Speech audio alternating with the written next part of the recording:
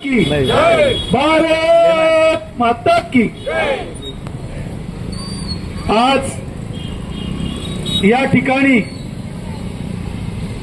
या Malegaon power supply company म्हणजेच लुटारू company, Malegaon शहराच्या जनतेच्या खिशावर टाका टाकणारी ही कंपनी, या कंपनीच्या निषेधार्थ या ठिकाणी भारतीय जनता पार्टीचे सर्व ज्येष्ठ श्रेष्ठ पदाधिकारी आम्ही एक दिवसीय धरणे आंदोलन करत आहोत। मित्रांनो, धरणे आंदोलन करण्याचे विषय आपण जरी सांगितले नाहीत तरी या शहराला ज्ञात आहे। या शहरातल्या माता भगिनी शिव्या शाप घालतायत या कंपनीला। या लुटारू कंपनीने या माता भगिनींचं जीणं हराम केलेलं आहे।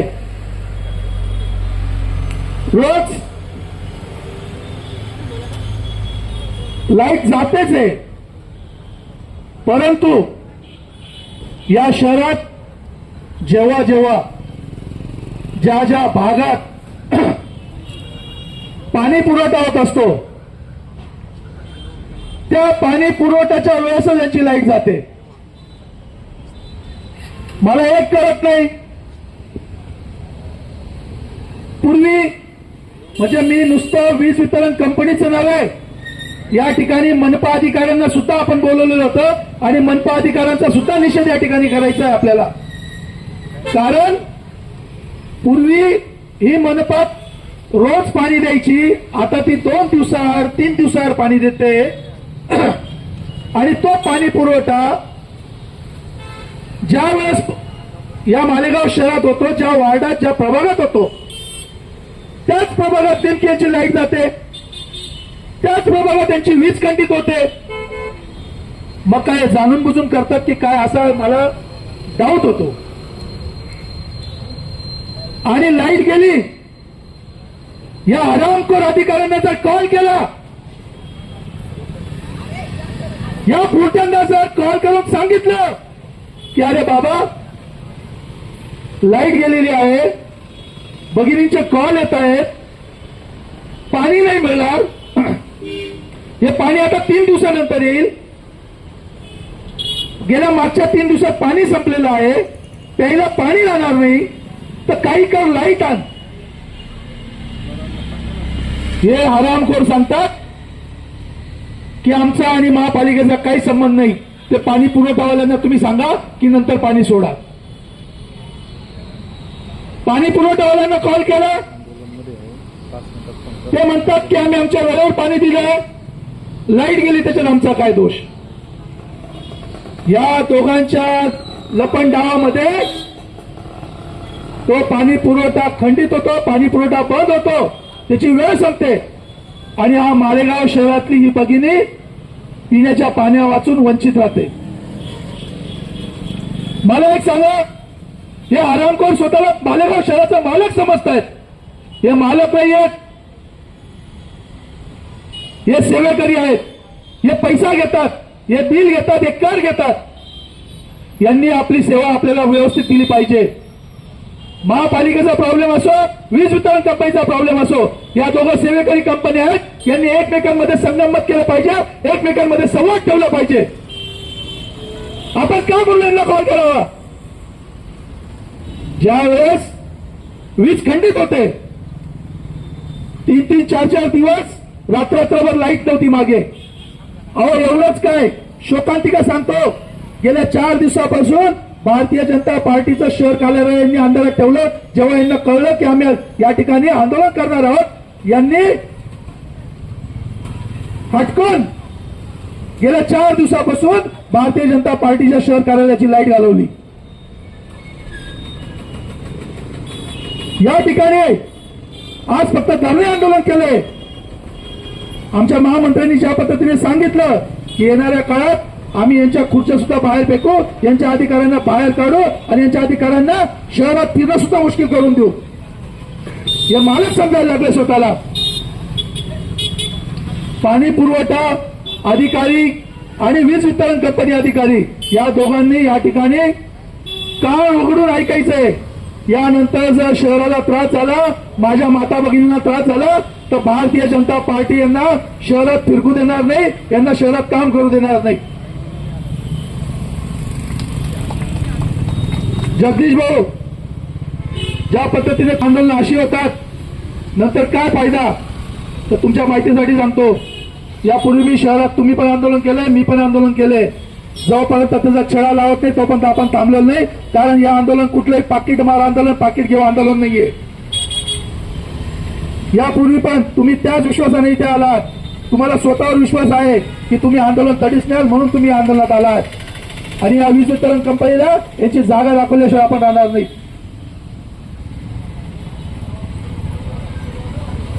वीज वितरण कंपनी असो, पाणी पुरवठा विभाग असो, तुम्ही नीट लक्षात घ्या. 2 दिवसावर पाणी येतं, म्हणजे महिन्याला फक्त 10 दिवस पाणी दिलं जातं. आणि महिन्याभराचा जो काही पाणीपट्टी कर आहे तो पूर्ण महापालिका घेते. म्हणजे सुविधा फक्त 10 दिवस आणि कर 1 महिन्याचा. तसंच वीज वितरण कंपनी मीटर भाडं हे पूर्ण महिन्याचं घेतं.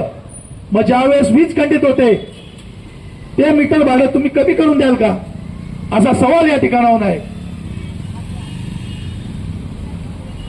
आजपर्यंत या ठिकाणी भारतीय जनता पार्टी कधी आंदोलनाला आली नाही. परंतु ही जी काही खासगी कंपनी आहे, या खासगी कंपनीला इशारा देऊ इच्छितो की यांनी मालेगाव शहरातल्या जनतेला वेठीस धरण्याचं बंद करावं आणि मालेगाव शहरातल्या या नागरिकाला कन्सिडर करू नये, गृहीत धरू नये. कारण या ठिकाणी भारतीय जनता पार्टी अजून हयात आहे. भारतीय जनता पार्टीचे इथं सर्व ज्येष्ठ श्रेष्ठ पदाधिकारी आहेत.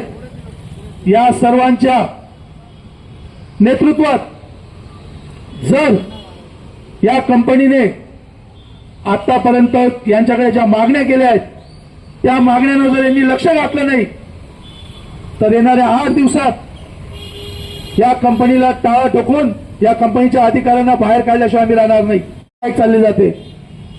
मग पूर्वी खासगीकरण नव्हतं ते बरं होतं. खासगीकरण काय केलं की हे खासगी कंपनी चांगली सुविधा देईल, परंतु तसं होताना काही दिसत नाहीये.